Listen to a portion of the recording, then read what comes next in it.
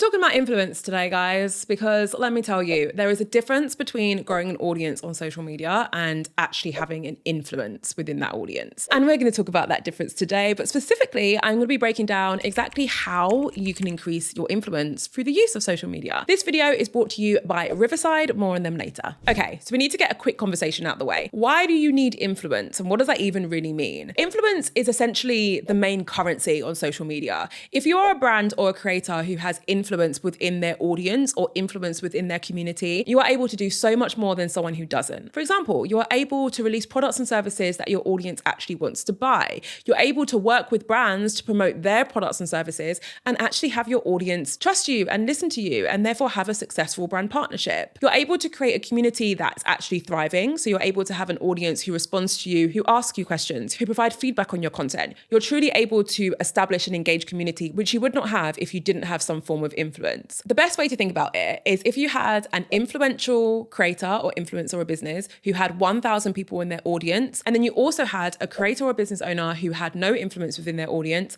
Maybe their audience aren't even real people, they're a bunch of bots, or maybe their audience were purchased, or maybe their audience just don't care much about what they have to say. Harsh, I know, but let's say that creator or business owner had 100,000 people in their audience. The first person we're referring to will see more success with almost every single thing that they do simply because they have influence within their audience, even though their audience is significantly smaller than this person's audience, right? Influence truly is the most valuable currency that you can have in this day and age. You feel me? So let's move on and talk about how you actually obtain that influence. The first thing we need to cover is your positioning. Let me break this down for you. In order for you to have some form of influence, there needs to be something that you are known for. And I'm not going to turn this into a niching conversation. I have a video about niching. I'm not going to tell you that you need to niche down. What I am going to tell you though is that you do need to be your audience's reference point for something. Maybe your audience go to your content when they're looking for new clothes to wear. Maybe your audience go to your content when they're looking for escapism because you live this incredibly luxurious life. Good for you. I love that for you. And therefore people watch your content to live vicariously through you.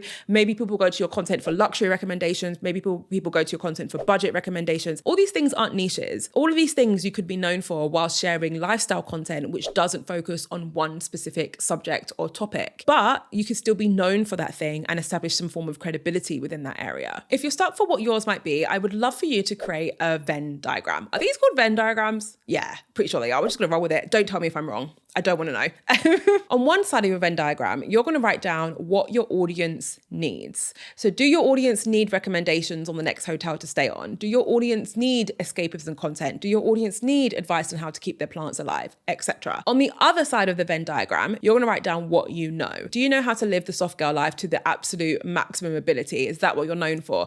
Do you know how to be productive? What is it that you know? The things that overlap need to go in the middle of your Venn diagram. These are the different things you could choose from when it comes to what you want to be known for. Okay, so once you know what that thing is that you're going to have influence within, there's two things you need to do. The first is you need to share what you know about that thing and don't hold back. No gatekeeping, share what you know. This is going to demonstrate your credibility. This is going to make people trust you. This is going to help you have influence within that area, okay? It's coming from me. It's what my entire business model is built on. The second thing you want to do is gather some social proof. So social proof is essentially different things that you have which prove your influence. For example, DMs from people saying, hey, thank you so much for your matcha recommendations. You are the GOAT when it comes to matcha. I now make great matcha lattes. Is that what like matcha drinks are? Are they lattes? I've never had a matcha. Can you tell? Or maybe it's things like awards. Maybe you won Blogger of the Year. Maybe it's things like article features. I was recently featured in a Forbes article. I know. And best believe I told the world about it. Added it to my Instagram bio within seconds. It was all over my stories. Like that is a great piece of social proof. If you're a business and you sold a product or a service, get some testimonials, get some content, get some feedback, gather all of these things, share them with your audience, and you will notice that your influence within this space is going to increase. All right. So the next way that you're going to build influence as an influencer or creator, business owner is by creating a lot of high quality content. And I know what you're thinking.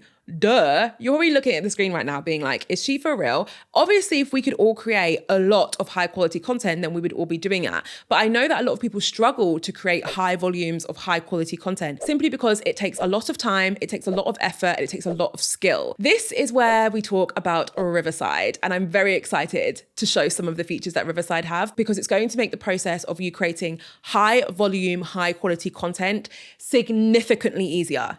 Like, significantly, guys. Trust me. So as we know, some of the most influential creators in the world all create a lot of high quality content. They always have that in common. Now, this could be difficult for the average mortal to do because we don't have teams behind us. I'm going to show you some of the features within Riverside, which is going to make this whole process a lot easier without having to hire an entire team. Now, if you are new to Riverside, it's essentially a virtual studio which makes recording and editing at the highest quality possible with ease and accessible to anyone. I've actually used Riverside for years. I use it to record all of my audio and video for my virtual podcast episodes for the Creator Project podcast. Check it out if you haven't already. So I'm not new to the power of Riverside, but I know a lot of you guys are, which makes me very excited to share some of these things with you. So I've got my laptop because I want to show you how we're going to take one piece of content and turn it into several other pieces of high quality content, which will help us to create the high volume, high quality content that we need to in order to build influence. I'm going to show you how to do that on Riverside with ease. So this is my Riverside account. I've got a few different studios on the side. I created a studio just for my demos, just for you guys. You're welcome. And that is the studio that we're currently in. So here you can see that I've uploaded a piece of raw footage from a YouTube video that I've recently shared. So we're going to click on the video, and the first tool that I'm going to use is called Magic Clips down here. So it's an AI tool. It's new. We're going to click Generate Clips. So what you've just seen happen is Riverside has just used AI to find the best clips of my videos,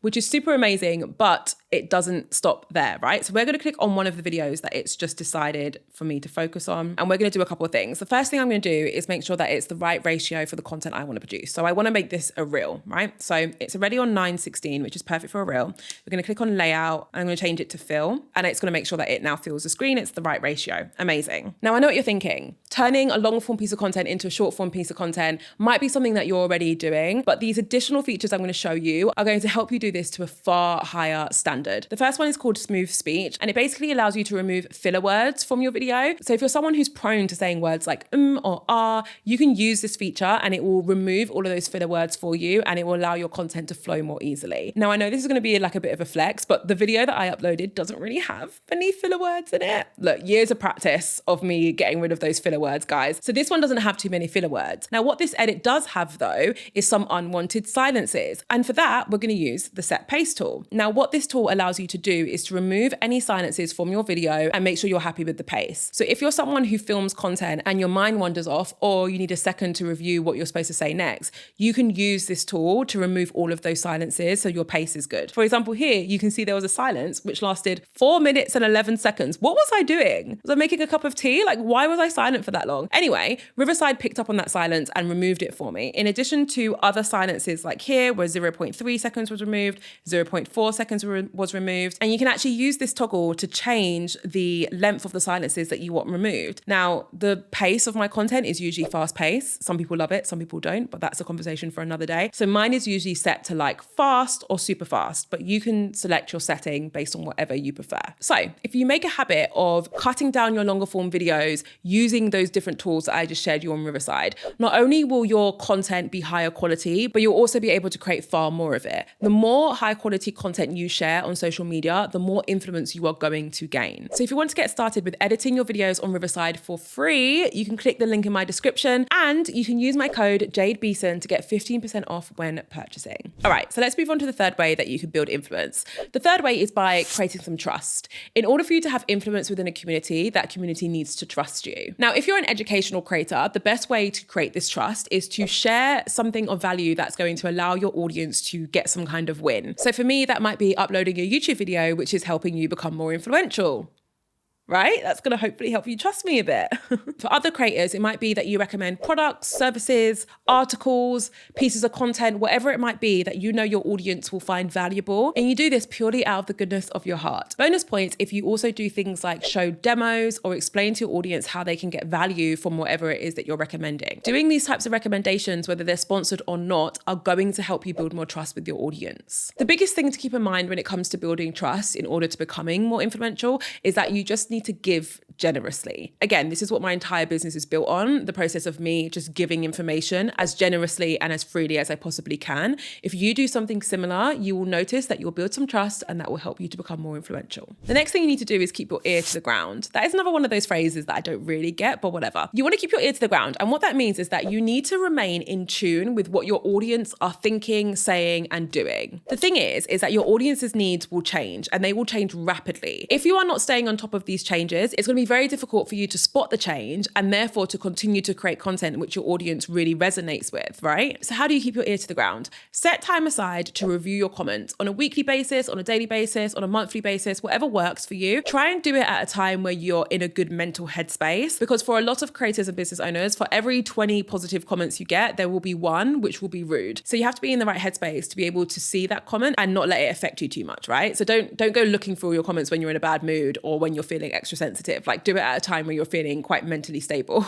If you're a super big brand or creator, you can hire someone to go through your comments for you. If you're going to do that, just make sure that they're reporting back a summary of what the sentiment is. Make sure they're letting you know if there's any feedback that is popping up regularly amongst your audience, so that you still remain on top of things and so that you still keep your ear to the ground. Last but not least, and one of the most successful ways to build influence is to collaborate with another creator who has existing influence. There's a big caveat here. I've spoken about collaborating a lot on this channel, and the thing is that creators used to collaborate a lot more back in the day, and it's less of a thing now. In order for you to facilitate an authentic collaboration, you need to make sure that there's a relationship there first. I think the reason why collaborations don't happen as much is because they're so transactional and people just don't like that. They find it off-putting. So how do you find a way to establish a relationship with a creator which might lead to a collaboration in the future? You've got to join communities, you've got to go to events, you've got to put yourself out there so that you can meet these creators. And when you do that, I want you to go into it with the mindset of trying to find a connection rather than trying to find a collaboration. Okay? You want to go into it just trying to connect with people. And if you become friends with them, further down the line, a collaboration will naturally present itself and it will be so much more authentic and it will perform so much better than if you attend these events with the sole purpose of finding someone to collaborate with. Sometimes that comes off as inauthentic and the content doesn't often perform that well anyway. Okay, guys, if you follow those steps, you'll be well on your way to becoming more influential within your space. If you feel like trying out some of those incredible features that I showed you on Riverside, do not forget to head to the link in my description to get started for free. And when you're ready to purchase, you can use my code JadeBeeson for 15% off. If you feel like hanging around, I recommend watching this video. It's all about niching down. Should you niche down? Should you niche down? I'm telling you the answer in that video. Thank you so much for watching. As always, I can't wait to see you in my next video.